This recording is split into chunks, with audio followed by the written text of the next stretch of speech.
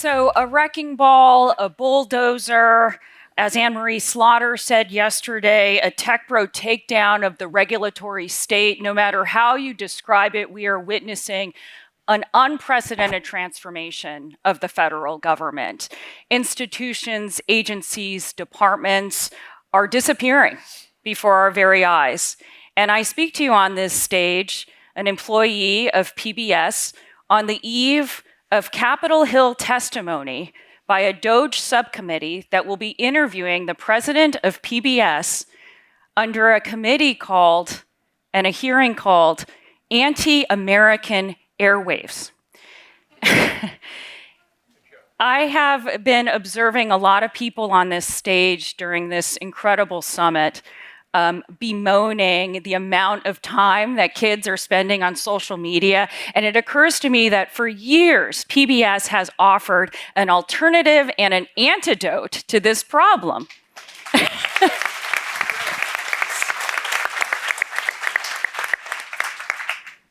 For the tired working parent like myself that occasionally needs to put their kid in front of an iPad, it's okay. You don't have to go to YouTube Kids. There's this thing called PBS Kids. It's a free app, and it is full of great programming developed by child specialists, and it's free, and it's so wholesome that not even common sense media need vet it. So, we're talking about the wrecking ball, and I think that lies at the heart of this panel as well.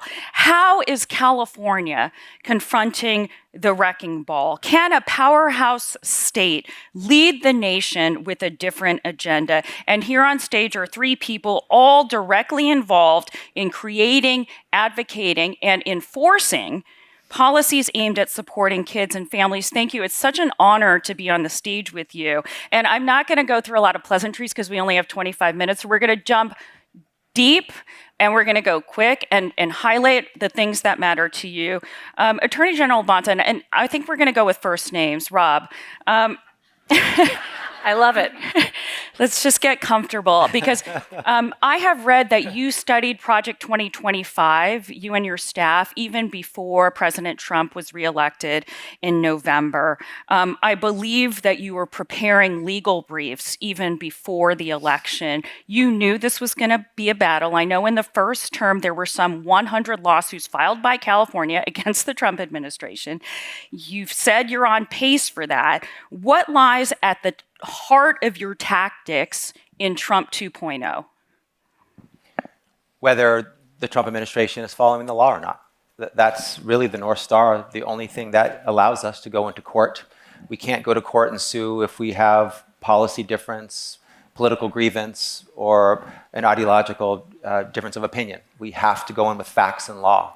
And so the suits that we bring, any action that we take is completely based on the actions he takes. And if we had a law-abiding presidential administration, we would never go to court. Unfortunately, we have not had that. And we have gone to court 8 times in 8 weeks. We're at a pace of one case a week. Wow. That is double the pace of Trump 1.0 in terms of the number of lawsuits. So our North Star is the rule of law, and it takes a lot of different forms. An executive order trying to end the constitutional right to birthright citizenship.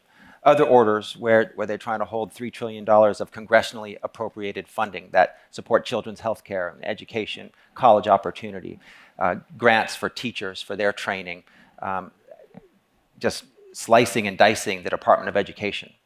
All unlawful based on federal requirements and also based on separation of powers. This presidential administration wants to do what it wants, when it wants, how it wants. And it wants to usurp and trespass on and infringe upon other entities' authority, like Congress's authority or states' authority. It's wrong, it's unlawful. This president made some promises on the campaign trail that he would do certain things like end birthright citizenship and cut federal government. We made promises as well. I made a promise that I'll take him to court when he breaks the law. Linda, I want to bring you in on this.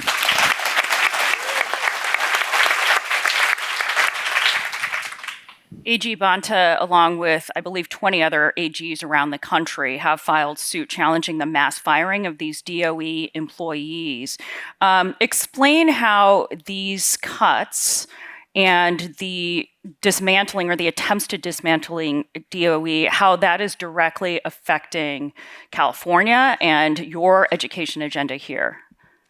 Well, there's the question of the cuts, and of course, about half the employees in the Department of Education have been fired, and almost every employee in the research division and the data and statistical division. So if this stands, we will not know how our schools are doing because we won't have any statistical data. We won't have the evidence about what's the best way to teach reading or the best way to teach math, but we'll also see lots of people who are trying to get their grants and loans to go to college will have a very difficult time because the people processing those have been, cut to such a severe degree. We'll see that the funding likely for students with disabilities and English learners, students in low-income families will be, if not eliminated or reduced, at least held up in its process of getting to us. The department does a lot of things that support, education. But the other piece, they talk about this as giving the power back to the states. Right. But in fact, they're actually impeding a very important California agenda. We have a very diverse group of students. We're among the 5 states with the most students who are low-income English learners or are homeless and in need of support. And they have issued guidance against diversity, equity, and inclusion, threatening schools if they do anything to advance the needs of students who have been historically underserved, that they may get sued by the federal government. I want to thank Rob for joining with 14 other attorneys general to issue guidance about the constitutionality of the work that we do to try to bring equity and inclusion to our schools. And that's helping us in California. Buffy, I know that, California is also facing a budgetary crisis. So if you're looking at the potential for federal cuts, grant funding cuts, and all sorts of cuts, and you also have a very serious budgetary crisis, there's going to be a real question of where are the resources going to come to support children? How do you view that as a state assembly member and what the state can do? It is the $64,000 question right now. I mean, I'm in meetings every single week where we're talking about a transportation fiscal cliff, a housing affordability fiscal cliff. I mean, the word fiscal cliff is used, a healthcare fiscal cliff, like every day, multiple meetings in our legislative bodies. How do you prioritize what gets cut versus what doesn't? My view is we have to keep a basic social safety net for our most vulnerable people. That needs to be protected at all costs. And so this is the constant conversation that we are having around how we do that. The other piece of this, though, too, is, in California, we have to make it easier to build housing. And there's regulatory work we can do to streamline that and make it easier, which saves us money in the end and doesn't actually cost us taxpayer money. So there's other things that we need to do. We've been through these budgetary fights before, but not with this level of federal uncertainty that we're seeing. As a state, California gives more federal tax money than we receive. We're a donor state. We're one of few that are a donor state. So there's a real inequity there. But these are conversations we're having every single day with the speaker, the pro tem, the governor's office around how we protect our most vulnerable communities in particular. Linda, you have done so much work. You're kind of a guru on research, and your research has shown that we need to address the whole child when we look at protecting kids. It's not just about social media, actually. It's about, and this has come up on this stage this week too, that it's about addressing housing and stability and things like that. Do you see there being a way forward on those matters when there are fiscal cliffs that the state's facing? There are potential vulnerabilities with Medicaid and other important programs that would serve children as far as healthcare. I mean, do you see reason to hope, or do you see an innovative way out? Well, we could just secede and keep our money, and then we would have more than enough to pay for what we... people are talking about that. Since we are a donor state. And we have done a lot on those agendas. California is a wealthy state, but we have, about 2/3 of the students in public school are from low-income families. We have a growing number of students in that context. who are homeless and who have a variety of needs. So we have put in place transitional kindergarten. We've added a grade to school. We have in place after school and summer school programs now as part of the system, not just something that might get added on periodically. Community schools, 2,000 plus schools have wraparound supports that provide health and mental health care, as well as a variety of other supports for students who may find themselves or their families in situations where they need extra support. We're a leader on all of those agendas. In fact, Governor Newsom was given an award from the Education Commission of the States a couple of years ago for being sort of the most progressive governor around these issues. Our goal is to keep them, is to build them into the system, to create a new way of doing school, so that those are not frills or add-ons, but those are expectations that children will come to school and they will have all of the things that they need, including nutritious food and the support systems to be able to learn. And we're seeing the results of that. We had better outcomes than most states in the pandemic, even though we've all taken a hit. You know, we have been holding our own, and although we have among the most needy group of students in the country, we're at the national average in 8th grade reading and progressing further. So we need to stick with what we've done. And I don't know about the finances. Maybe it will be secession that allows us to do that, but we're going to have to figure out. And, you know, just to say, all of the lawsuits that the Attorney General and others have brought have been largely successful. So these cuts are, you know, by virtue of the court's renderings, not going to stand. Now, whether the president will obey the law is the question we have to contend with. When you talk about the battles that AG Bonta is fighting right now, we have to talk about how California, along with New York, have, and because of Common Sense Media and its advocacy work, have really been on the forefront of regulating social media use for minors. And that is an area where there's some constraints right now that California is facing. So you guys passed this law that has to do with the design of algorithms and whether they're addictive, and there's some age verification requirements and other things in that. But my understanding is the courts have put a pause on that. And I wonder, AG Bonta, you know, when you look at all the fights you're embroiled in right now, how important really is that one, especially given that you also, as AG of a state in which so many of these huge, powerful tech companies are based, must have to balance, you know, the pressures from that lobby as well as advocacy organizations like Common Sense that want to protect kids. Like, how do you see that and your role in it? Protecting our children from any and all threats, absolutely critical, and it takes a lot of different forms. And what we do at the AG's office, protecting young people from gun violence, or from fentanyl, or from human trafficking, making sure they have a planet for tomorrow, have access to clean air, clean water, have access to housing. We're involved in all those spaces. And certainly a social media and tech environment that is healthy and supportive for our kids is absolutely critical, and we don't have it. And because these companies are, many of them are based here and thriving here in California, is all the more reason to hold them to a high standard. They can, and I want them to be wildly successful. And they can, and I want them to protect kids. You can do both. They're not mutually exclusive. And so we have worked with our local tech leaders to try to get more supportive, safer experiences, better features, better design. And it has not been something that's been forthcoming in a voluntary way. So we don't love to be in a litigation posture, but we will go to litigation if that's necessary. We've passed legislation. I've done it with Assemblymember Wicks, Senator Skinner, and others. Some of the bills that you referenced on protecting our children from social media addiction, on age-appropriate design code, and some are in litigation. So this is an evolving area that is still to be determined where courts will ultimately end up on them, on First Amendment, on Section 230. Yeah. And so... Do you think it goes to the Supreme Court? Do you think that they will rule on the constitutionality under First Amendment issues eventually? Do you think they need to weigh in on whether algorithms are protected speech? And do you foresee that happening anytime soon? I think the lower courts could decide it.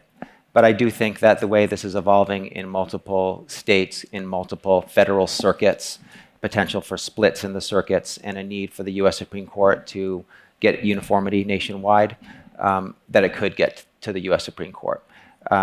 I think these decisions can be made by trial courts and intermediate appellate courts, and they could land in an appropriate constitutional space that is supportive of these laws that have been very carefully worked on to make sure that they're lawfully compliant and constitutionally compliant. But I'm not naive to think these might not go to the U.S. Supreme Court. I want to get Buffy, obviously, to weigh in on this because you helped draft this legislation. And the word addiction really stuck out to me, and whether, that lies at the cornerstone of this being able to be sort of a law that's lasting. What went into your thinking on making sure that this can pass muster constitutionally? Yeah, so our children are not safe online right now. And it's not just addiction, it's exposure to child sexual abuse material, it's sextortion, it's online bullying, it's access to fentanyl and other drugs on these platforms. And I view my job as a lawmaker, my number one job is to keep our community safe, and specifically our children. And we're not doing that right now. And because we are from California, and because we have the home of the tech industry here, we should lead the way on making sure our kids are safe. We also have a privacy committee in the Assembly that is devoted to literally these questions, privacy and consumer affairs. And so we've got, committee consultants who have a lot of experience in this. We have the chair of our committee, Rebecca Bauer-Kahan, who has a ton of experience. So we've got this sort of muscle memory in California to really address these somewhat complicated questions, right? Working with Ledge Counsel, working with the Attorney General to make sure that our bills are written in a way that honor the First Amendment, that address Section 230 so that we're not in violation. But from my perspective, the Age-Appropriate Design Code is a law that we passed that says if a product is likely to be accessed by children, it needs to be by design and by default safe for those kids. Mm-hmm. How does that violate the First Amendment? This is a question that I know the AG has spent a lot of time focused on and is going to appeal the recent court decision from last week. Right. But from my perspective, I will not stop fighting on this issue for as long as I'm in office, because I think it's important our kids are safe. Regardless of, Jim said something interesting yesterday, which is like, it doesn't matter kind of if it's in the courts. We've won because they're already changing their. So, for example, my teenager, I finally let her go on Instagram last week because I found out that Instagram now has teen accounts. And so age verification is required. And so I had to sign up, and I can supervise her Instagram account. So she finally, at 14, convinced me to she's like the last holdout. Yeah. And so in a way, have you already won? The companies are starting to make those changes, in part because the parents are demanding it. Democrat or Republican, the parents want their kids safe online. And I see this actually, I do a lot of different bodies of work, but on this issue in particular, on our privacy committee is Democrats and Republicans who are first and foremost moms and dads. And that's why they care about this. And I think because there's a groundswell, in part because of Common Sense Media, other organizations who are leading parents in this direction to demand more of these companies, and you have lawmakers, you have Attorney General, and others who are saying it's coming one way or another. Mm-hmm. I think that's forcing the companies to take action. Also, Europe is leading the way in many ways. And so they're pushing us in a good way, I think, around this regulation. So the companies are saying, okay, why am I going to have all these different sets of rules? Why don't we just do the most aggressive thing we can? So that's where we want them to land. 'Cause I just want to see the change, whether we have to require it legally or not. But I also don't necessarily trust that their voluntary work is what's going to stay. I want the regulation in the code to make sure the products are safe for kids. So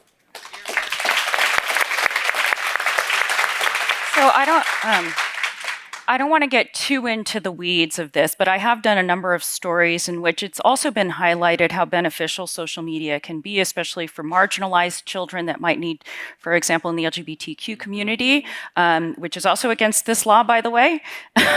LGBTQ advocacy groups have spoken out against some of these controls. And I wonder if Linda can give us some insights, into how do we not kind of throw the baby out with the bathwater with some of this stuff, especially low-income kids. They need sometimes, to get home on their own. Their mom's working 2 jobs and they need that cell phone to get around. And so how do we make sure that marginalized kids, And those kids that may actually really need this technology to even connect with communities still have access to it. Yeah, I mean, I think it's a multifaceted thing, and I'm really appreciative of the work that's going on to create some controls around what kids are going to get access to. I'm also appreciative of the fact that we have some press to put the cell phones aside when instruction is going on, although I will say there are some classrooms that are using technologies in ways that would be helpful in the curriculum. So we've got to also get to a place where we're teaching kids how to engage responsibly, with the media and the technologies that are around them. And so we can do some things to shelter, we can do some things to put aside, and we also have to take this up really as part of the curriculum, as both at home and at school, around how do you understand how to use the technologies and the media that are available to you in productive ways. And that's going to be true of AI as well, right? Yeah. Which is a big issue in schools, as you might imagine. I met a teacher at the conference yesterday with the San Francisco Unified School District who said she loves using AI to help plan her lessons. And, teachers, I'm sure, can use any bit of help to just be more efficient with their time. So to that point, we only have a few minutes left, but I wonder if both Buffy and Rob, AI is the next frontier. It's the next sort of opportunity, but it's also the next scary thing. Rob, I wonder how you're thinking about AI. Buffy, how you're thinking about AI. And I just, I recall that Vice President J.D. Vance earlier this year gave his first major policy speech. It was at an AI safety summit in Europe. And instead of talking about AI safety, what he says is this is the second industrial revolution, and we should not contain the steam train. And we should be doing everything we can to deregulate and make sure that we do not chain innovation and that we can compete against China. And so in that national context and within that dialogue, how does California take a stand on AI safety? Go ahead, Sure. Rob. To your point about social media, you rightfully pointed out a lot of the benefits of it, and the same is true here. Social media has incredible promise. It also has pitfalls. AI has incredible, unlimited promise, and also it has pitfalls, and you have to recognize both. And the idea is always to capture the upside and guard against the downside. And completely deregulating AI and taking a step back from any regulation would be a major mistake. There's nothing wrong with regulation. Regulation keeps you safe. Regulation keeps you healthy. Now, we can have a conversation about overregulation, but regulation is there for a reason. And it's important for third parties to do the regulation, not there to be voluntary compliance. But you can strike the right balance. AI is here. It's here for good. It's invited. It's welcome. It will make our lives better. What we can do on health and medicine, on safety, it's untold, unlimited contributions that can be made to society. And there's downsides too. One, we should know what is AI and what's not. There should be watermarking on all AI-produced materials. We should also, when the risk is higher, the regulations need to be tighter. If you have AI in a nuclear power plant, that's different than having AI to generate recreational art experiences for children. And so they should be treated differently. The data that leads to our AI engines, if it's copywritten or it's patented or belongs to somebody, it still belongs to somebody. And so, and by the way, the AI is another application or another technology that allows us to do a whole bunch of different things that there are already laws for. There are already consumer protection laws. There's civil rights laws. There's anti-discrimination laws. Just because it's AI doesn't mean you can now do those things. Those laws and guardrails exist now. Actually, to that point, and I'm going to ask you this one last specific question, then I know we need to wrap up. You mentioned the laws that are on the books. I just did a story for the NewsHour about AI deepfake nudes. These are realistic images that are manipulated escalated, and 1 in 17 children have become a victim of deep fake nudes. And this is technology that's available right on a kid's phone. It's AI-generated manipulation of actual images, and they look super real. And to the kids who are victims of this, it is a super real, and it is sexual abuse, and it is against the law. So I guess my last question to you, and I'm sorry we're not ending on a hopeful note, but I'm sure Jim will have something to say, which is just, there are existing laws on the books. Is there enough enforcement going into the low-hanging fruit? There's already lots of child exploitation laws and lots of sexual abuse against minors laws. And are there enough resources going into that? So on that specific example, we've passed laws to make that illegal. We are now also considering a law to bring the company's liability on this too, because there's some company who's making that product. So they also need to be held accountable in the conversation, not just the people that are actually using the app. And so these are examples, I think. I agree AI has a lot of promise, enormous. We also have to have those guardrails, particularly when it pertains to our kids. And a law like age-appropriate design code is technology neutral. It just is, it needs to be safe for kids, right? Which, by the way, the LGBTQ community was neutral on that bill. But it was because of a lot of conversations we had with them to ensure that we can still allow for the access that you've raised, which I do think is important. As someone, my brother was a gay kid growing up in rural California in the 80s. Not an easy place to be, and so I think we do have to measure these things, but there is a way to do it, and I think we have thoughtful lawmakers and an attorney general and others who really want to land this plane in the right place. You all are fighters. Thank you so much. Thank you. Thank you.